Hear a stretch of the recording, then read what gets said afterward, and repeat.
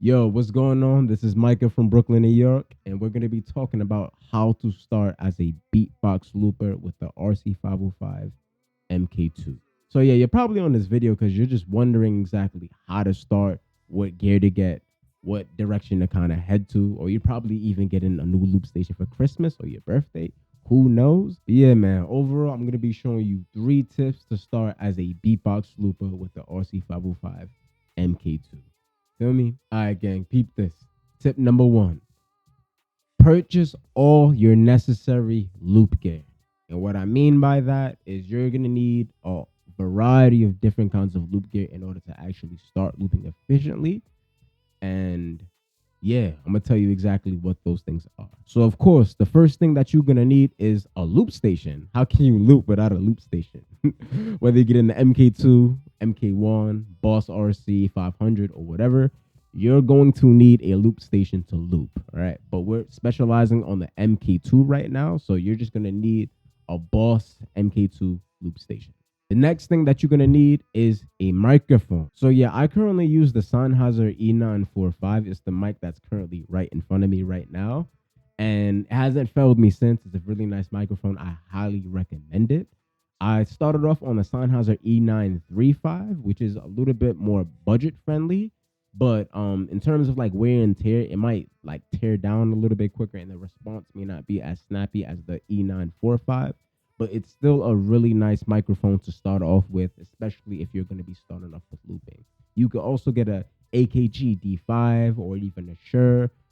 There's plenty of options that you can definitely get, but I know starting off for looping for me, my budget was really tight. I ain't have really like a lot of money, so I got a whole bunch of other options that y'all can definitely get if you're trying to loop on the budget as well. Microphones I do recommend that are currently on a budget. I definitely recommend a Mackie. Mackie is really good. If you're gonna be going with like the Mackie, I know it definitely comes with the mic input and mic bag for like the most part.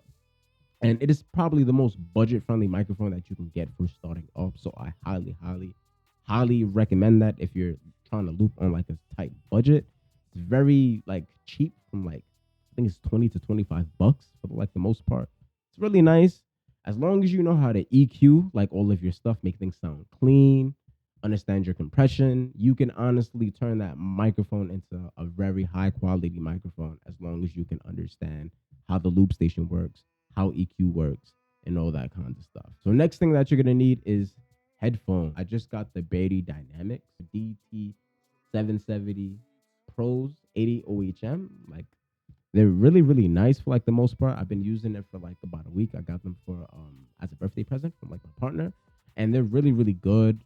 It has some really nice low end. I started off with some V motors as well. V motors for like the most part are like a medium budget friendly option, but there's definitely some other budget friendly options out there from the Verdi Dynamic brand and the V Motor brand as well. As long as you're getting the lower generation ones, they should be really good for you to start off with. But headphones are going to be very essential for you.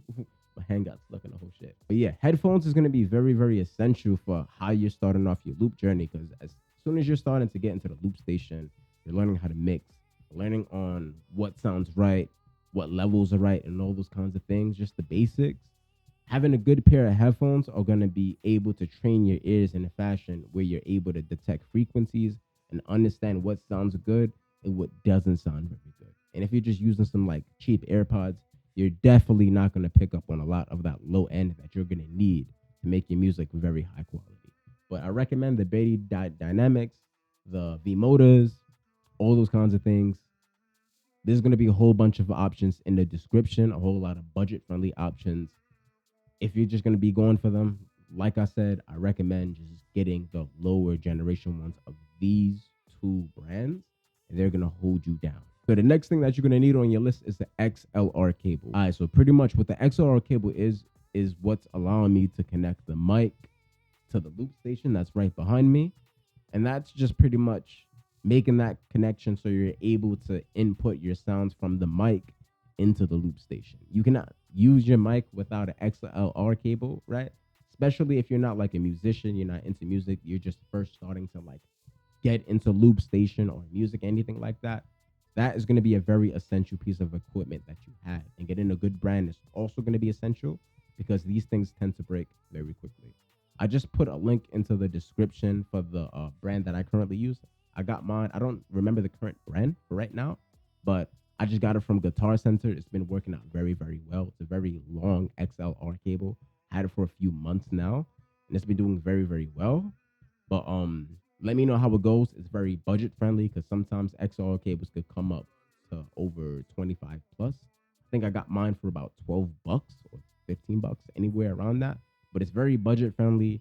It allows for clear audio. It's clean, and hopefully it's something that you could just get at your local Guitar Center. If anything, if you don't got it, it's a link in the description, and you can order it straight to your house. Feel me? So next thing that you're definitely gonna need is a laptop. You can see right behind me, I have my laptop recording all the audio on a very simple DAW just to record my stuff. Especially when you really start getting into your music, you definitely want to start sharing your work out there, whether you're posting on Instagram, YouTube, or whatever kind of streaming service that you want.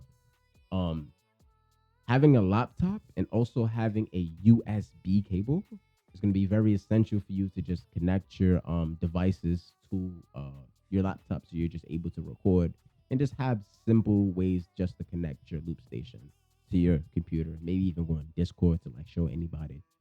You're gonna need a laptop for sure, and a decent laptop. Just a story. I had some really bad laptops for the last few years where I couldn't even like record my stuff properly. It was just terrible. So just having a good quality laptop or computer is gonna be very, very essential for you to have a smooth process when it comes to recording your stuff, connecting online with other people on Discord. Just have a laptop because you're definitely going to need it if you want to start putting yourself out there as a loop station artist. But yeah, that's pretty much all of like the mandatory things that you pretty much need for your loop station journey to actually start and move efficiently. Other little small things that you can get, I don't know if you see behind, like I also have like a little piano stand that holds up my loop station. I usually like to loop standing up. Like for me, for the most part, when I loop sitting down, it just feels a little weird. It's not bad, but I just prefer standing up while looping, so I can just like have that transferable experience when I'm on stage for like the most part, and it's just a little bit more comfortable for me. But as you can see, like my space isn't like super super big or anything like that, so I just put a piano stand on the right side of my table, so I'm able to maximize the space that I have on my current table, because I also use it for like my work and all those kinds of things. That's also just a nice little accessory that you can get to make things much more accessible, especially if you start like recording yourself. You don't have all the best angles and all those kinds of things. Having a nice little piano stand is really nice. I also have another budget friendly option in the description just to order a nice piano stand to prop up your loop station. Bumba cloud, let me drink some water. All right, gang. Tip 2.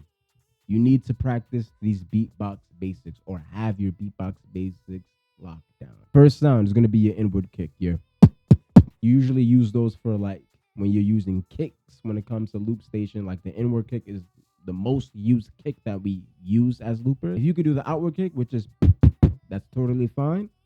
You just got to find some doable EQ options that work with your outward kick, which I might do a tutorial on. Let me know if you guys would like that. But you just got to have your kicks down, your outward and your inward kicks. All right, your high frequency sounds, your hi-hats and your TKs, your or your those are sounds that you definitely need to have locked down. Like I said, there's plenty of tutorials out there for hi-hats, TKs, or having your basics down, not just doing it like having it loud, like it's going to be very, very helpful for starting off your loop in beatboxing career, because those are one of the main sounds we use. Next sound, you gotta have a snare, a decent snare. You can use literally any kind of snare. I usually like using inward K's, which is, or even spit snares, which is, I use those a lot with house beats, or maybe even a PF snare, which is, whatever snare works for you. You can use a variety of snares as long as it's clean, as long as it's concise, as long as you're comfortable with it for like the most part. You got to make sure you have a solid snare down, because in order for your drums to sound nice and tight, That kick and that snare has to be tight. EQ cannot do all the work for you unless you're using the MH snare. For the most part, you got to make sure that you have your snares down if you want to have a little bit of uniqueness and flavor to your own drum kit, which I also may or may not do a video depending on what y'all need. But yeah, man, practice your snares. It's going to make a world of a difference. Last tip, which I feel is most importantly to tying to your identity, is listening to various amounts of music that you like, right? Not just listening just to listen. Listening to like how loud the hi-hats or the snares or how the bass is. This is going to give you a good framing and understanding on This is going to give you a good framing and understanding on how you're going to be building up your songs and making your framework on what establishes you as a beatbox artist, right? And that really depends on the kind of music that you listen to or the music that you want to deliver. But if you want to have some nice, high quality, decent stuff, listening, like really, really listening, really, really good, and identifying like how music works, how the structure's going, when the chorus is coming in, when the bridges is coming in, and just knowing some basic music theory is going to help you out a ton. And there's plenty of videos on YouTube about that. But yeah, I promise you, as long as you're listening to like a lot of music and not just loop station routines, you'll be able to cultivate your own kind of style, your own kind of feeling, your own kind of vibe that you're kind of looking for. As long as you're doing that, you'll find yourself, you'll find your groove, you'll find your uniqueness, and you'll start to captivate a little bit more ideas once you start getting your loop station. Because with the MK2, I would say it's not very user friendly for like the most part. It's not just very easy to freestyle on it unless you're a vocal looper, of course. But if you're somebody that's a little bit more, someone that's like doesn't know how to sing or doesn't have all the other talents other than just beatboxing or looping, it can be very, very hard to make routines on the MK2 if you do not have any background knowledge on these certain kinds of things. So make sure you're listening to a lot of different music, seeing other ideas, seeing how folks structure certain things. That's going to really, really help you out when it comes to getting your loop station and putting things together. All right. But yeah, man, I hope you guys really like enjoyed this video for like the most part. Just giving y'all some basic tips to help start your loop journey as like a beatbox or even as a non-beatbox. I know for me, it was definitely not easy. It took a lot of just digging in, researching, figuring things out because I have a very busy schedule, so I'm not really on Discord a lot. But yeah, if you're not like on Discord for like most of the time, connecting with folks or even talking on Instagram a lot, and you have a busy schedule, you have kids or just doing whatever, I know it can be very, very difficult to start things out on your own without having the basic knowledge to get you actually started in the first place. But yeah, I'm hoping to show you guys a lot more content, show you some basic things that you can do with the loop station, kind of like making up this rising build like this.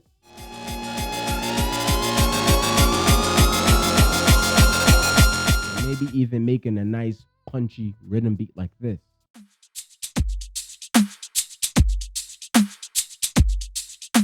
Or maybe even something groovy like this.